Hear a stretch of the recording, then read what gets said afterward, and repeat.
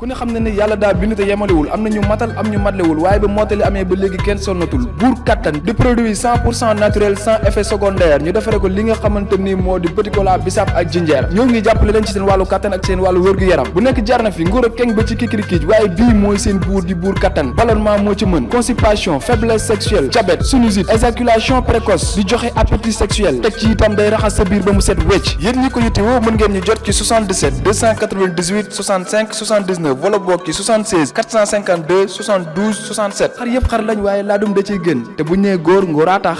Le point de la rédaction sur Sunugal 24 bu ki internet ñi ngi leen di nuyu bu baax a baax di am contenté teewaat fii fas yéene waxtaan ak yéen bépp actualité tey nag ñu jukki ci li nga xamante ni gën na fes fas yéene ci def ab taxaw seetlu def ci jàngat Moustapha Mbaye laa ci àndal Moustapha maa ngi lay nuyu bu baax a baax. maa ngi lay fay Cheikh Mahfous di am mbégte à chaque fois rek di feggoo ak yow ñuy waxtaanee lépp loo xam ne actualité la te rédaction bi fas yéene ko faram-fàccee ñi teewlu. kon Moustapha tey ñu fas yéene waxtaanee corps de contrôle yi nga xam ne si ni ñi ngi ci biir réew mi ginnaaw rapport yi nga xamante ni IGE def na ko muy ay corps yoo xam ne si ni tax ñu taxawal ko ci réew mi mooy bonne gouvernance ak transparence donc mën nañ ci lim lu mel ne IGE wax na ak ko léegi ak Cour des comptes RMP tamit ci la bokk ak OFNAC mu nekk ay kuréel yoo xam ne si nii da leen fi teg ngir ñuy saytu naka la ñuy doxalee li nga xamante ni moom mooy alalu réew mi ak ñi ñu ko dénk Moustapha loolu la ñuy fas yéene wax te muy ñooy yooyu nga xam ne si nii lim naa ko fii te ñu teg leen fii ngir ñu contrôler naka la ñuy yore alalu askan bi naka la ñuy yore alalu réew mi déjà ñu ñëw ci importance bi nga xamante ni corps yooyu am nañ ko ci réew ci li nga xamante ni moom mooy transparence ak li nga xamante ni moom mooy démocratie. xam nga réew moom biy dox dafay am ñoo xamante ne ñoo koy doxal te ñuy doxal réew ñëpp yamuñu am na ñoo xamante ne ils sont animés de bonne foi am na ñoo xam ne yàlla daf leen bindee ñu bëri ay looxoor wala ñu jubati donc moo waral njariñu corps yooyu nga tudd léegi nga xamante ne lépp loo xam ne gestion la boo xamante ne dañ la ko dénk lépp loo xam ne askan bi moo ko moom ñu teg ko sa loxo dafay yoon yenn ci corps yooyu ñëw nemmee ko na nga ko doxalee bu ci mel ni ARMP nga xam ne moom mooy réguler marché yi nga xam ne dañ koy joxante moom mooy xool ba xam ndax marché bi jaar na yoon wala jaar yoon ndax gré à gré nga def waaw marché public yi ndax jaar na yoon nanga nga joxee marché bi ndax gré à gré nga def ndax appel d'offre bi jaar na yoon yooyu yëpp moom moo koy xool ndax li jaar na yoon bu ñëwee ci OFNAC affaire corruption lañ ko fi tegee Macky Sall moo ko fi indi pour mu lutter contre corruption et concussion pour xeex lépp li nga xamante ne mooy guerre pour mu dellu ginnaaw ci biir réew mi buñ delloo ci bi nga xam ne mooy IGE ñoom ay inspecteur lañ dañ leen di yebal ñu dem saytu ji gestion bi nga xam ne ñoom lañ ko gérer mënuñoo dem fépp nag mais fépp foo xamante ne service public la fépp foo xamante ne dañ fa teg ay nit ñi bànqaas ci nguur gi nguur mën na leen yebal ñu dem fa saytu na lañ koy defee comme niñ koy defee buñ demee nag ñoo def ab rapport tënk ko jébbal ko njiitu réew mi après nag léegi njiitu réew mi mooy xool nu mu ciy def soit da ko tëj ci biir trois li wala day am yoo xam ne dafay instruire justice bi ñu jóg amal ci ay topp loolu mooy njëriñ li nga xamante ni moom mooy yooyu nga xamante ni ay kuréel la muy ay corps de contrôle yoo xam ne si ñu ngi si réew mi ma jàpp ne nag am nañ solo importance bu baax a baax ci li nga xamante ni moom mooy doxalinu réew waaye dafa mel ne ñun suñu réew yi corps de contrôle yi dafa mel ne amuñu indépendance ginnaaw li ñu leen di tegee parce que président bi moom mooy jël ko mooy fal ku ko neex teg ko fa mu mel ne que ni après du ñu am indépendance te li ñuy wax ku la abal ay gëtam fu ko neex ngay xool ndax loolu du indi ak maanaam problème ci saytu bi ñu war a am ci ni ñu ko war a mën a defee mu jaar yoon. effectivement am nañu ko wax am nañu jàpp ne corps bu ci mel ni IGE tey ji ñoom buñ demee seeti ji ba gis dañuy jox njiitu réew mi am nañu jàpp ne bon nee nañ nag buñ gisee délit aussi tamit mën nañ wax justice mu jóg mais li ci ëpp rek dañuy jàpp ne buñ demee ba ñëw buñ joxee njiitu réew mi li des ci njiitu réew mi lay dem comme moo leen yebaloon moom la ñuy wax ne lii ak lii leen jëlee fële léegi nag moom mooy xool ndax mérité na lii ñu yóbbu ko justice parce que xam nga fekkente ne corps de contrôle dafa dem ñëw amul sanction buñ ci def wala nga yow buñ la yebalee nga dem ñëw kenn sanctionné buñ nee sanction rek ñu bëri dañuy jàpp ne dàq la ñu bëri dañuy jàpp ne yóbbu kaso la ñu bëri dañuy jàpp ne rek fexe la boo xamante nit ki da ngay tàqalikoo moom ak yooyu yëpp or am na ay façon yu bëri yoo xam ne mën nañ ko sanctionné ki nga xam ne dafay jiite mu am ay erreur yu ci am maanaam nga jëlee ko fi yóbbu ko fële moo xam ne delloo nañ ko ginnaaw tout dépend ci faute bi mu def mais li ci gën a yéeme mooy rétrograde la waaw effectivement dañ lay rétrogradé wala ñu dàq la wala ñu dàq la wala ñu affecté la feneen yooyu yëpp ay mbir la yoo xam ne dañ ko fi nit ki xam ne kat man kat erreur yi ma defoon moo tax tey ji ñu def ma lii mais su fekkente ne tey ji corps de contrôle dañuy def seen liggéey ba noppi moo xam ñoom ñëpp boo leen jëlee dañuy def seen liggéey ba noppi ñenn ñi nga bëgg def enquête si ki ñëw déet bul enquête foofu ñenn ñi nga indi sa mbir ne kii def na lii ak lii ak lii sa ëllëg sa nit kooku nga incriminé woon nga gis ne place DG la yoroon ñoo bu ko léegi ministre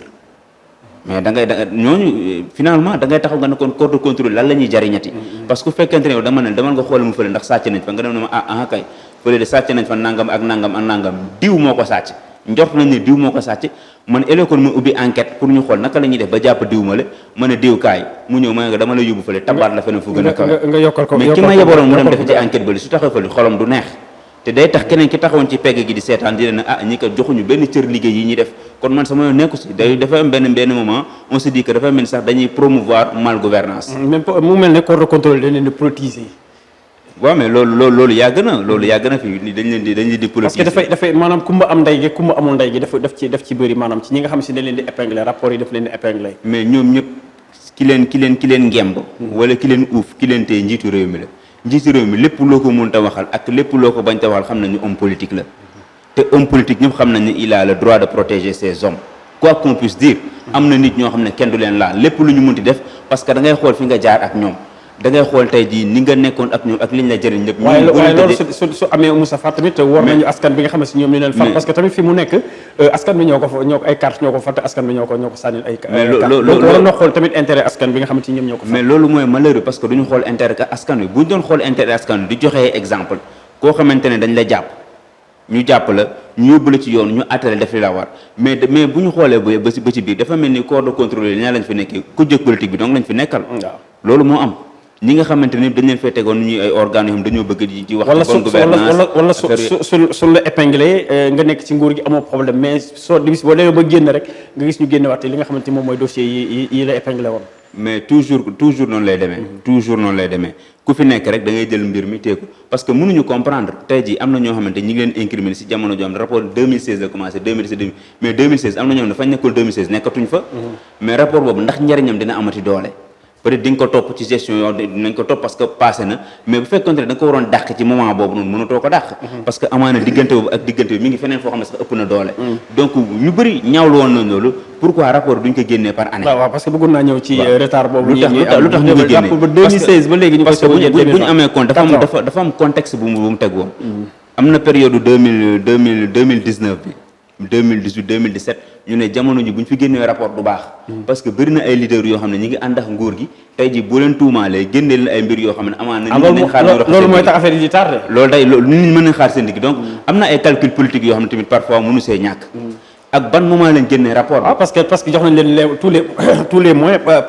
jox nañ leen tous les moyens jox nañ leen xaalis budget bu doy pour ñu di amal li nga xamante ne moom mooy léegi chaque année ñu war a génne rapport mais bu ñu toogee ba tey ji en 2020 ñuy wax ay rapport de 2016 aussi c'est un problème loolu la problème la si koo xamante ne bi muy doog a ñëw moom moo fi njëkk def ministère de la bonne gouvernance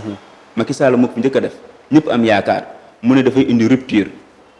la patrie avant le parti moo fi indi slogan yooyu indi rupture indi ministère de la bonne gouvernance indi ñu OFNAC ñëpp amoon ci yaakaaroon na la woon wonni na mais li ñu gis nii c'est pire que la woon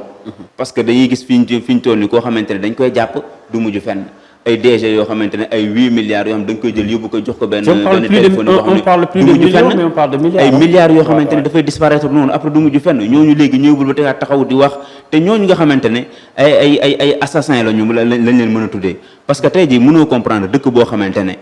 am na hôpitaux yoo xam ne ba léegi dañuy am problème mu gant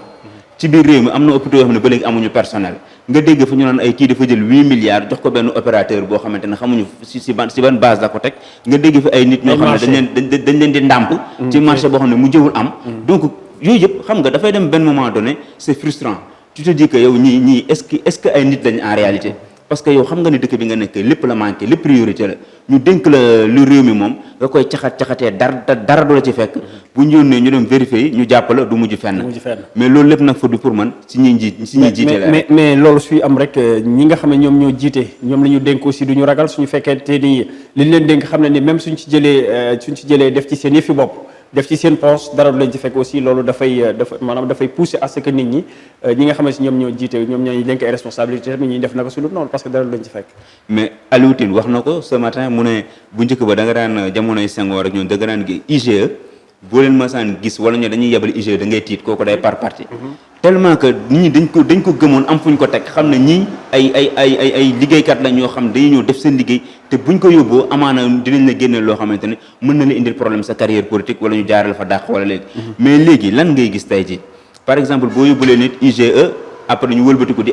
accuser inspecteurs yi gis nañ ko fi fële kaaw kudd ak Cheikh Omar Anne ñu génn di accuser di accuser ñi nga xamante ne ñoo ñëwoon def ci enquête yi donc là il y a problème su fekkente ne tey jii ñooñu nga xam ne dañuy def enquête ba mu jeex enquête bu mucc ayib yëkkati ko bejji ko teg ko ci table njiitu réew mi xëcc enquête bi dugal ko suuf tiroiram ne ay gaayam acca doxal leen mais problème dafay wéy di am su ki nga xamante ne moo waree dóor du dóor di làq su boobaa kan mooy dóor te su kan dóorul anarchie moo fay am lu neex waaye def parce que da ngay def après nga ne non du mujj fenn ngay wax li ci gën a garaaw mooy rek dàq rek laa ci mun amee mais xalaatuñu ñu tëj ma kaso mais su fekkente ne ñi nga xam dañ leen dénk alalu réew mi te xalaatuñu kaso ñoom ñu dénk leen ko jombuñu lekk alalu réew mi ñoom lu leen neex la ñuy def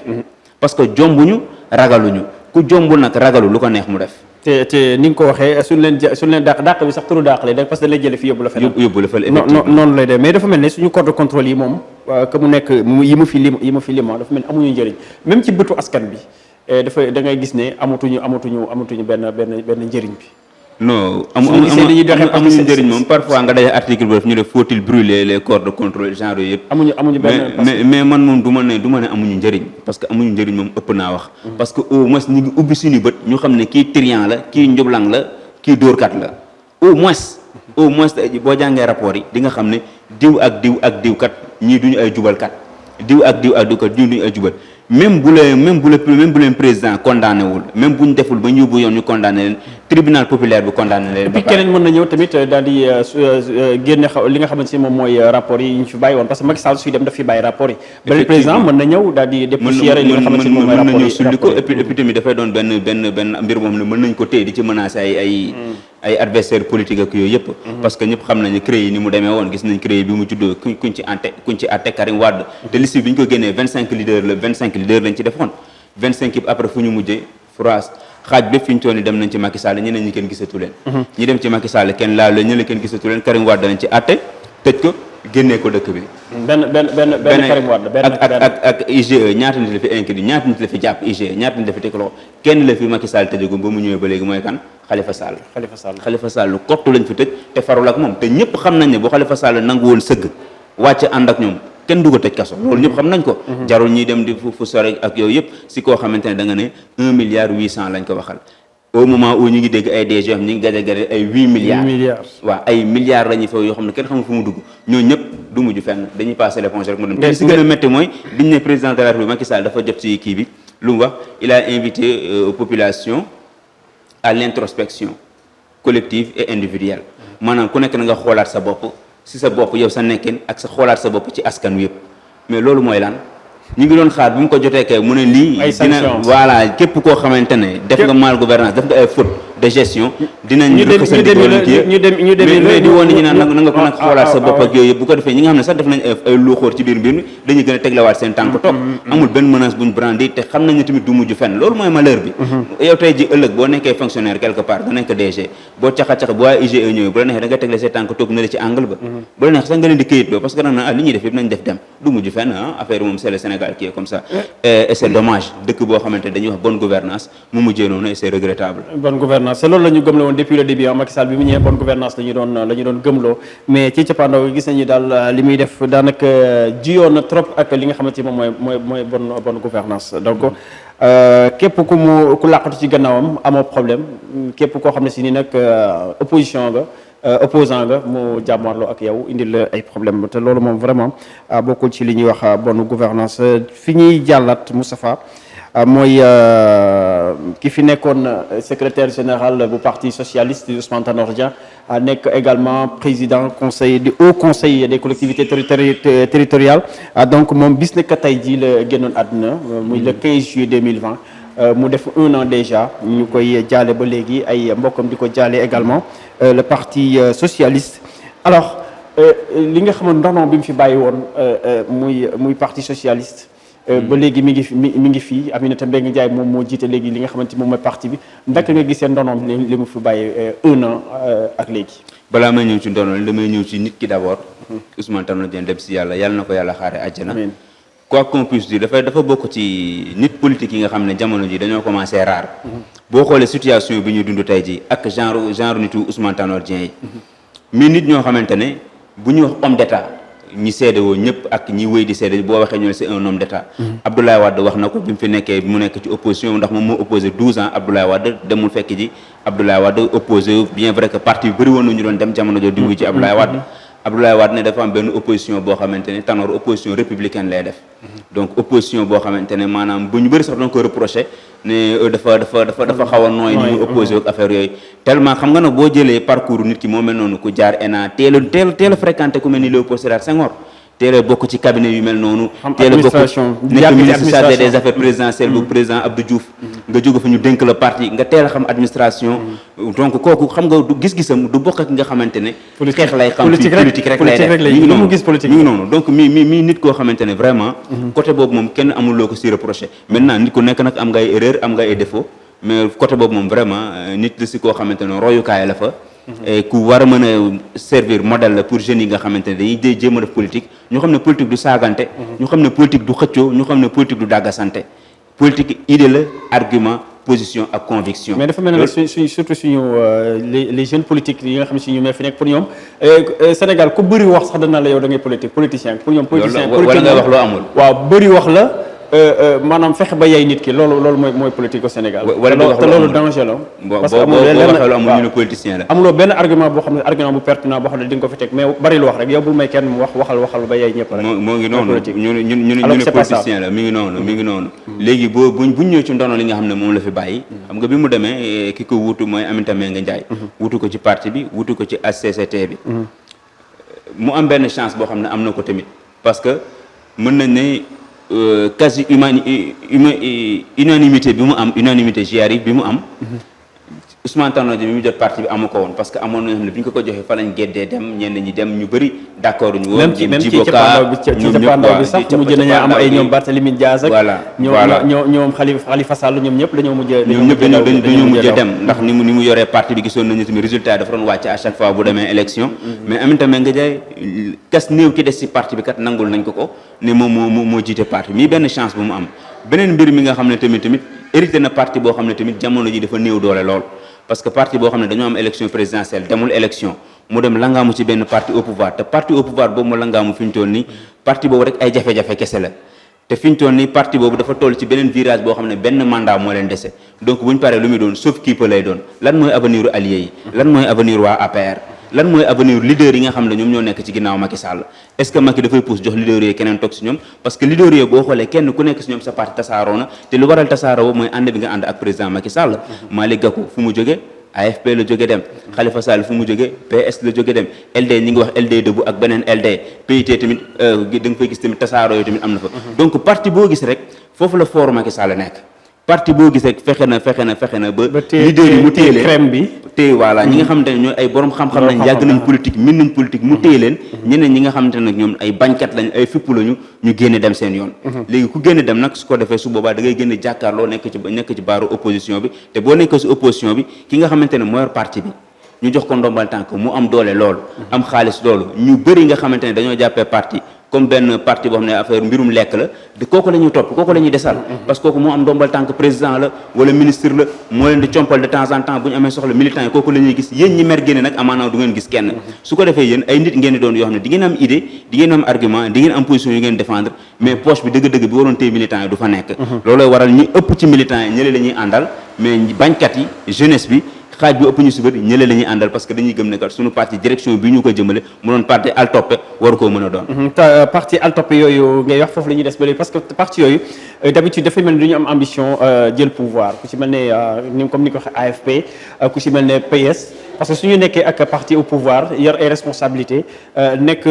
au cœur des affaires bëgg xëyaat suba ne dañuy laaj réew mi xam nga loolu mooy indi problème en 2019 ci présidentielles yi ki nga xamante ni moom mooy Tanor Dieng day ànd ak Macky Sall ñu bëri ne war woon ànd ak moom waroon na mën a demal boppam mu mel ne que après loolu daf lay bloqué ba yow dootul mën a demati nga samp sa ndënd nga laaj li nga xamante ni moom mooy réew mi ku ci mel ne Moustapha Niasse ku ci mel ne ki nga xamante ni moom mooy pas Moustapha Niasse parce que Moustapha Niasse âge moyetu ko mais AFP AFP ci boppam comme parti ak li nga xamante ne moom mooy parti socialiste. dañuy am problème boobu xam nga li ci gën a garaaw mooy da ngay sacrifier parti. il faut le dire parce que à un moment donné il faut oser opérer une rupture. daf koy laaj. gis nga tey jii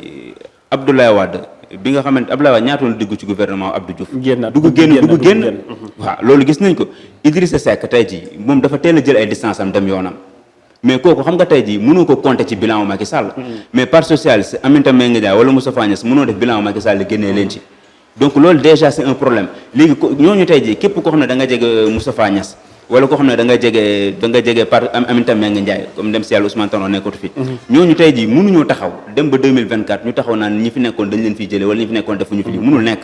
ñi nga xamante ne au moins teel nañ jël seen distance écarté dem ñooñu ëpp ñooy gën a valable ci kanamu population bi ne ñii kat ñoom au moins teel nañoo wax déet ñu dem àndi jeeg ñoom. moo tax man d'accord ak Idriss Seck bu mu teelee démarqué wu dem yoonam gis ne man ñii yoon bi ñu jëm du fii moo tax ànduma ak ñoom. parce que pour man opposition dafa baax ci réew. mënoo am réew ne ñëpp dañoo war a ànd ak man ku àndul ak man ma rëq sa ndigg foofu la problème bi njëkk jiitoo te loolu malheureusement ñi nga xam ne peut-être dañuy wax ne dañoo xiifoon nguur mooy ñu ci mel ni ñi nga xam ne ñoo teel a coalition yi jàpp rek mu mel ni benn cab affaire bi neex rek ñu ne waaw affaire bi neex rek ñu ne léegi bëgg a sacrifier jeunes yi nga xam ne si ñoom ñoo nekk ci parti bi te bëgg am ambition tamit bëgg a mais toute une génération ngay sacrifier xam nga tax da ngeen ñoom Barthélémy Dias loolu la ñuy comprendre ñu teel a retiré parce que parti politique mënoo am parti politique élection bu doy ni élection présidentielle kenn mënu sul woon xalaat ne élection présidentielle dina am Sénégal te parti socialiste su bokk loolu kan moo ko mënoon xalaat fii la moindre des choses mooy ñu dem participer si même bu ñuy am 2% wala 1% ñu dem parce que parti la boo xam ne depuis bi ko Senghor sosee ba léegi élection yu ci am ñu ngi ci biir donc kon mënoo bokk ànd ak président Macky Sall pour man bu ngeen defee yenn année yi ngeen def yenn ngeen jàppale ko ngeen dem benn moment ngeen retiré wu dem am na deuxième mandat xam nga ne fi ñu toll nii fii la mandat bi logique bi dafa doon armé te tey fi ñu toll nii coalition yu yëpp ànd ak président Macky Sall ñu daal di dem bàyyi ko mu dem parce que mënooy gunge nit ki mu am premier mandat nga gunge mu war a am deuxième nga gunge waat ko mais ba kañ mais kooku tey bu fi jógee ëllëg yéen mënoo leen taxawaat ne da ngeen di laaj di concurrence ak ñi fi nekk noonu parce que ñi fi nekk ndoolu nga xam ne ñoo ànd ak Macky Sall fal ko yéen ay allié ngeen yoo xam ne deuxième tour rek ngeen ñëwee ñoo leen di gën a légitime foofu parce que ñooñu su boobaa mën nañ taxaw benn Abdoulaye Daouda Diallo wala benn Abdoulaye Diouf Sarr wala benn Amadou Ba mën nañ taxaw ñu revendiquer continuité Macky Sall ñooñu mën nañ ko def mais ñële mënuñu ko revendiquer te pourtant ci biir bilan bi la ñu bokk moo tax loolu pour man il fallait que ñu xalaat ko xam ne après 2024 am na te après 2024 ku fi taxaw di wax dañ naan ñoom ñëpp ñoo fi nekkoon te soxlawaatuñ leen loolu waroon nañ ko mën a éviter pour man ñu fexe de telle sorte que sauver seen parti mais aussi tamit sauver génération yi xam ne ñoo nekk ci biir parti erreur boobu la parti socialiste def ak AFP donc ñoom 2024 amuñu seen maanaam avenir 2024 amuñ ci avenir parce que fi ñu toll nii bu ñu génnee candidat dañ naan leen bu la ñu fonto yéen ñi fi nekkoon yéen a yem bu dee dañuy aspirer changement bu dee dañuy aspirer continuité mën nañ leen dugal ci rangée boobu bu dee continuité lañ bëgg su fekkee ne askan wi dañ ne kon li fi nekkoon baax na nañ continuer ak moom su boobaa dinañ légitime pour bokk ci continuité boobu su fekkente ne dañ ne nag dañoo bëgg rupture dañoo bëgg changement kenn du taxaw suñu kanam naan ñu nag changement su boobaa slogan changement moom képp ku falu ku bokk ci Benno Bokk Yaakaar ba léegi mënoo taxaw suñu kanam naan ñu oser le changement. mais daf na nekk Idriss tudd nga Idriss Seck mais également Malick Gakou tamit noonu la defoon moom dafa démissionné woon bi mu àndul ci doxalinu Macky Sall mais dafa mel ne moom tamit ñu ngi koy gisaat muy def ay rapprochement di mën a kuy ñëwaat ci. Malick Gakou kaawam dafa raté l'histoire dafa raté rendez-vous avec l'histoire. parce que mooy élection yu mu bàyyi Aliou Sall présenté wu mu dem taxaw ci touche bi. loolu ba mu ko raté la raté gis nga homme politique dafa am ay postes yoo xam dafa stratégique. lu ci mel ni mairie c'est base mairie dafa am solo dafa lay may base may la doole ngay jóg ngay askan wi di am ay tolof ñu lay gis feetu tabaski jot wala pak gis la ngay génnee xare di jox ñu xam ni xam nga loolu rapport boobu dafa am solo ci militant ak responsable mais boo yorul dara nekkoo dara nga pousse taxaw ci wet gi booy génnee sa poste bu yàggee nga sonn mais gis nañ tey ji fi ñu toll ni Aliou Sall position bi mu am ak moom bi position bi mu am jamono ji dafa sonn mi ngi noonu kenn déggatu ko ñu bëri sax ñi ngi laaj pour man dafa raté rendez-vous boo xam ne daf koy topp moo ko topp ba léegi foofu su demoon mën na jaar ci kaw Aliou Sall te su boobaa mooy nekk ci mairie bi te su amee position boobu au moins monsieur le maire dina tane nga génne dem taxaw noonu après askan wi yaakaar la say militants yaakaar la nga war a nekk say affaire war leen toppatoo war leen gérer dafay compliqué trop si un homme politique. acca Moustapha kon mi ngi noonu la ñuy daal di duggee ci li nga xamante ni moom mooy résultat yi ñu am tey jii ci talaata alarba ji yemoo ak fukki fan ak juróom ci weeru juillet di jëm ci wàllu Covid 19 804 tests la ñu réalisé 126 ñoo nekk ay cas yu positif donc 26 cas contact la 2 importés benn bi ñu ngi ko gisee voilà 2 cas importés foofu ci aéroport international Blaise Diagne 34 cas communautaires la ñu am donc 3 nouveaux décès ñu ñaan yàlla mu yemale ko foofu 25 ñoom la ñu faj tey jii ba ñu wér 37 yoo xam ne si nii ñu ngi ci ay jafe-jafe Moustapha loolu lañ ci am ay résultats mais lan ngay tàggatoo bala ñuy yëkkati jotaay bi. waaw li may tàggatoo rek encore une fois mooy di ñaax askan wi yëpp rek comme ñu ngi ci période Covid ba tey ñu bañ a fàtte rek. di wéy di sensibiliser rek di leen xamal ne daal ku nekk rek na nga def lépp lu la war su ko defee yàlla dimbali ñu mbas mi abal ñu parce que nag lu mu fiy gën di yàgg rek ñiy gën di loof di gën di sonn di wax tamit homme politique tamit ñu jox cër askan wi parce que bu fekkente ne tamit njiitu réew mi. ubbiwul ay beneen pegg boo xamante ne dinañ xool ñëpp ñoo xam ne dañ leen war a rëq seen digg defu ko askan wi defuñu donc te élection moom yaakaar naa li ci des bareetul te yi di xew nii war nañ ci mën a def ay jàngat bu baax a baax acci ñu ngi lay jaajëfal bu baax cant ak ngërëm ñeel na la waaye yéen tamit cant ak ngërëm ñeel na leen le point de la rédaction la woon na fii ci Sunugal 24 ma amoon mbégte loolu doon lañ ko digteel Bigui Jackson moom moo nekkoon ci li nga xamante ni moom mooy technique bi benn nit ñetti caméra di jaajëfal ñi nekk ci biir réew mi ak bitim réew tey sax foo sunu ay programme Sunugal 24 ñu ngi leen di jaajëfal ba suba incha allah jàngeen jëf ku ne xam ne ni yàlla daa bind te yemalewul am na ñu matal am ñu matlewul waaye ba mottali amee ba léegi kenn sonnatul buur kattan di produit 100% naturel sans effet secondaire ñu defare ko li nga xamante ni moo di petit cola bisaab ak jinjeer ñoo ngi jàppale leen ci seen wàllu kattan ak seen wàllu wërgu-yaram bu nekk jar na fi nguur ak keng ba ci kikirikiij waaye bii mooy seen buur di buur kattan ballonnement moo ci mën constipation faiblesse sexuelle diabète sinusite éjaculation précoce di joxe appétit sexuel teg ci itam day raxas sa biir ba mu set wecc yéen ñi ko yittewoo mën ngeen ñu jot ci 77 298 65 79 wala boog ci 76 452 72 67 xar yëpp xar lañ waaye laadum da ciy gën te bu ñu nee góor ngóoraa tax